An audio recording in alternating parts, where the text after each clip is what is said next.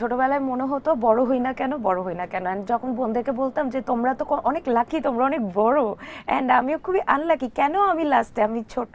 তো আমার বোনরা আমাকে বলতো বিশ্বাস করো তুমি সবচেয়ে লাকি। সো আস্তে আস্তে যখন বড় হয়েছি অ্যান্ড এখন মনে হয় আসলেই ছোটবেলায় তো আসলে অনেক বেটার ছিলাম। কোনো স্ট্রেস ছিল না, যেটা করতে ইচ্ছা হচ্ছে করছি, মা বাবাকে বলছি এটাই লাগবে, এটাই কিনে দিতে হবে, এটাই কিনে দিচ্ছে। সো ছোটবেলার তো অনেক গল্প মনে পড়ে। যেমন একবার আমার আমার বাসার পাশে হচ্ছে একটা স্কুল, এভারগ্রিন একাডেমি। তো আমরা তো ওখানেই স্থানীয়, তো সবাই আমাদেরকে ওই এরিয়ায় চেনে। তো আমি তখনও স্কুলেই পড়ি না, আমার বোন, আমার মা তো স্কুলে চলে যেত সকালে অন্য স্কুলে, দনিয়াইকা হাই স্কুলে। তো আমার মেজো বোন এত বিরক্ত হতো আমাকে নিয়ে, যে ছোট্ট বাচ্চা সারাক্ষণ ক্যাকে ক্যাকে করতেছি।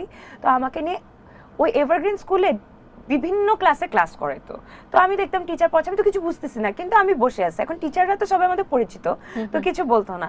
সো ছোট